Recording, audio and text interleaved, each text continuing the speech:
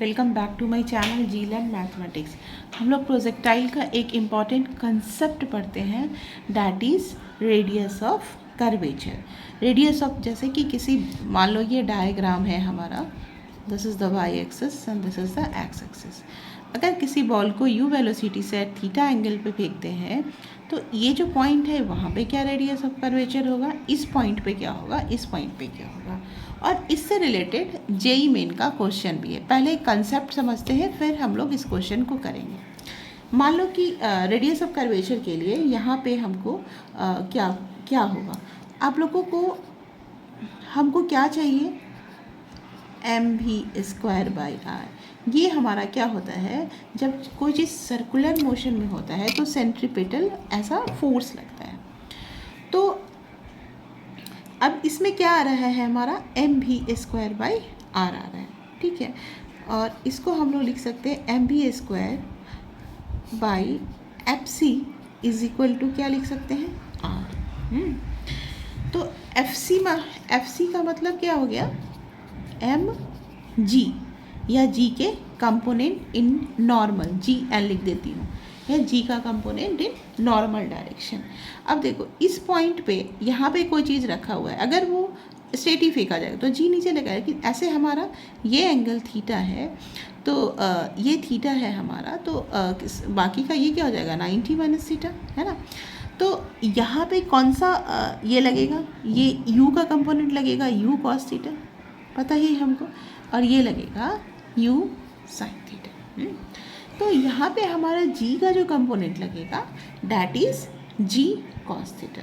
जैसे यहाँ पे है कोई चीज़ रखा हुआ, तो यहाँ पे mg है, ये इंक्लाइन पे फेंके तो यहाँ पे क्या लगता है, mg cos theta, g cos theta, है ना।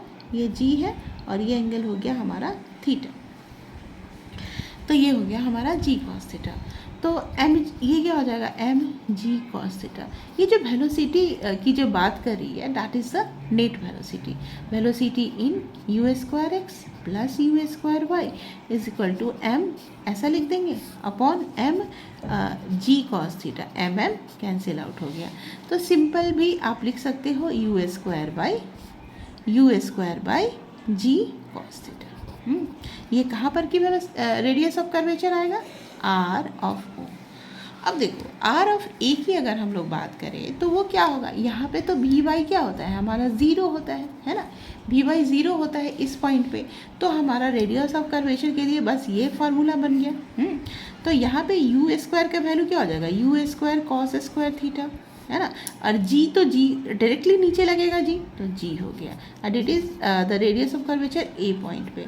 तो यानी फॉर्मूला हो गया u square cos square theta by जी।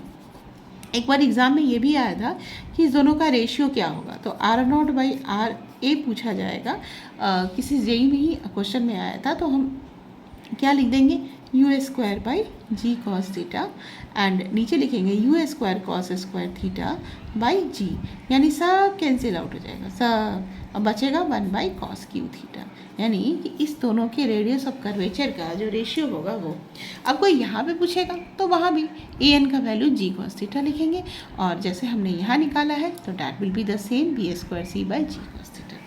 ये आप याद भी रखिएगा, और समझने के लिए मैंने आपको ये हमने एक ट्रिक बता दिया, दिस इज़ द ट्रिक, है ना, ट्रिक टू रिमेंबर। अब ये समझ में आया तो हम लोग पढ़ते हैं क्या है क्वेश्चन हमारा। A body is projected at t बराबर 0 with a velocity of 10 metre per second at an angle of 60 degree with the horizontal. The radius of curvature of its trajectory at t बराबर 1 second is r and g बराबर 10। तो r की value क्या होगी, है ना।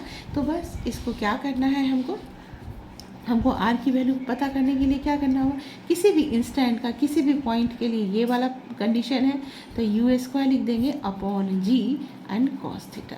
अब इस पॉइंट पर जो थीटा है वो कैसे आएगा, तो वो टैन थीटा क्या आता है, भी वाई बाई बी एक्स करके आता है, भी वाई बाई बी एक्स आता है, ठीक है। तो हमारा इस पॉइंट, मान लो यहाँ तो ये थीटा था, यहाँ इसको लिख दो अल्फ़ा या कोई एंगल लिख दो, यहाँ पे ये वैल्यू आ जाएगा हमारा भी वाई बाई एक्स। इसको कंफ्यूज मत करिए कि स्टार्टिंग में मैम यहाँ से देखिए फिर यहाँ पर का एंगल, ये इसको मान लो अल्फ़ा लिख दिया, क्योंकि ये थीटा में था इसलिए मैंने मान लो ये अल्फ़ा लिखा, तो भी वाई का वैल्यू क्या हो जाएगा, भी sine theta minus G T, T बराबर 1 सेकेंड में पूछा जाए। वी एक्स क्या है, यू कॉस थीटा। तो यहाँ पे वी का वैल्यू 10 है और 10 डाल देंगे एंड साइन थीटा का वैल्यू हम लोग साइन 30 डिग्री 60 डिग्री पे पूछा जा रहा है at an angle with the horizontal. Sine 60 degree 10√3/2 and minus 10 upon क्या हो जाएगा, u cos थीटा, है ना। तो u cos थीटा मतलब u हो गया हमारा 10 एंड cos थीटा का वैल्यू क्या हो जाएगा, cos 60 डिग्री। हाँ, तो this is the value. 10 cancel out हो गया, √3 - 2 डिवाइडेड बाई 2 कैंसिल आउट हो गया, यानी this is the value of tan theta.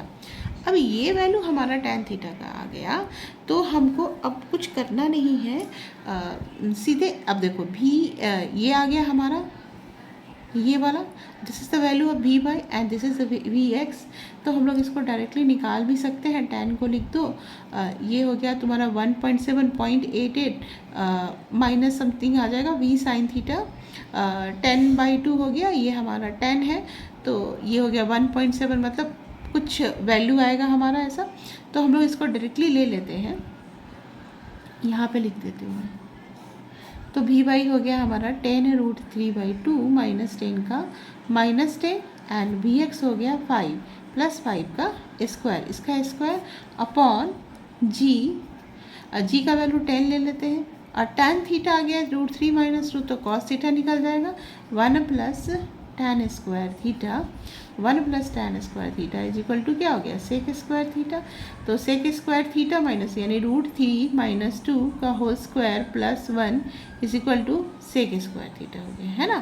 तो इसको कर देंगे तो हमारा आ जाएगा क्या, cos theta, sec square theta का वैल्यू क्या हो गया इतना 3 + 4 - 2√3, है ना।